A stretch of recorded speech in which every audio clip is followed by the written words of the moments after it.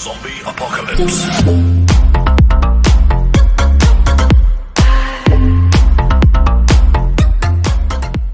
Hi guys, welcome back to a new video. This is lesson number 10 of my series on how to create apps if you're keeping track.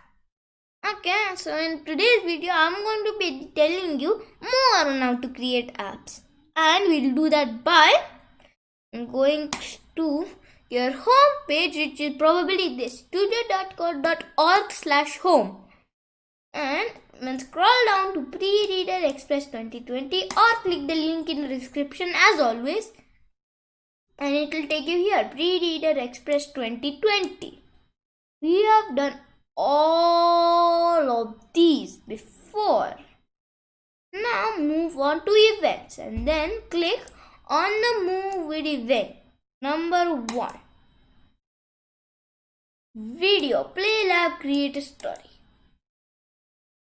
If you want, you can watch this video, but I'm not going to watch it. Actually, I might watch it if I want. No, I don't want to watch it. It's fine. So this is a play lab level. Move blocks to the workspace and see what happens. You can see play lab is very similar to all of our labs, but the blocks not so similar. Okay, I'll tell you what each block does. So this block sets the mood of the dog to anything here, and this thing over here is random. This makes the dog move up or anything here. When you click this button over here, or you can use the keys on your keyboard. Okay, this plays a random sound. This makes the dog say anything here.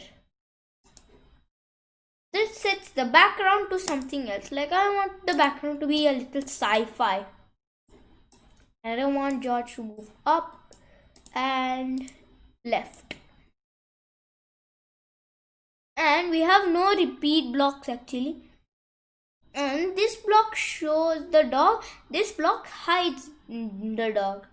So when imagine that I just click on the dog and the dog will disappear, and when I click on him again, it will show him.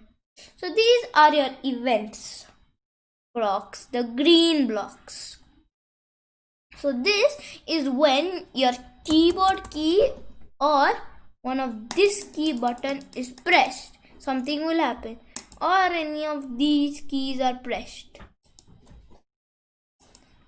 And this block is when the dog will be touched, something will happen. And this block is your collide event block. Like imagine if I had one dinosaur and if I made him move all the way to the dog, and I want him to vanish. So I should add a hide block like this. And then it will hide the dinosaur. But I don't have another character and I can't create one character. So I don't need this. Okay. I want the dog mood to change to random along with to play a random sound. Mood random. Okay, so let's see what happens. So his mood always changes to a random thing. Oh, I'm doing it so fast. My mouse is just. Now you can see that George is moving some blocks in the air and left and right. Okay, so finish. Let's go to the next puzzle, and you can share your puzzle and anything in your story. George the dog wants to say hi there. Can you help him? So let's help George the dog. This is George the dog and he wants to say hi there. So you need to drag on say George hi there. Block 2 and run. And just like that. Continue. Perfect. Help George the dog get moving by connecting the move George to the left block to the when left arrow button click block that is already in the workspace. Use the arrow keys or press the button and move George to the flag and finish the level. Okay, let's do it. So this block will already be there for you. We just need to attach one move George to the left block here. Then we need to click run, and you can either use your keyboard or you can use the buttons over here. Okay, puzzle number 5. Let's go.